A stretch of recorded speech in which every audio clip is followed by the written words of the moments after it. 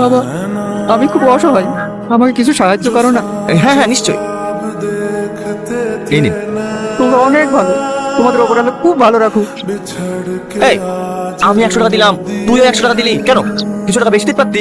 দেখ, তুই শুধু আমার বন্ধু, একটা ভাইয়ের মতো। ওকে যদি আমি কম বা বেশি টাকা দিতাম তাহলে ও কিন্তু আমাকে অন্য চোখে দেখত। তাই আমি চাই না কি আমাদেরকে ছোট বড় করবে, বুঝলি? তাই আমি সমান দিয়েছি। বাবারে, তো বিশাল বুদ্ধি রে, এত বুদ্ধি লিখপাস কি করি? চাচা লেট হয়ে গেল।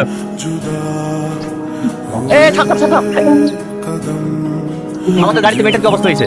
সরি, কিছু মনে করেন না, আসলে আমরা বুঝতে পারিনি, আমাদেরকে ক্ষমা করে দিন। রুমালটা দিয়ে মুখটা বুঝিনি। এই মেয়েটা কোনো রেসপন্স করছে না কেন? আমিও তো সেটাই ভাবছি। কি হলো, আপনি কথা বলছেন না যে? ও কারোর সাথে কথা বলে না। কেন? বাবু, এই মেয়েটার নাম হচ্ছে সালমা।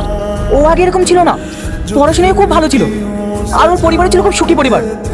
আজ থেকে 2 বছর আগে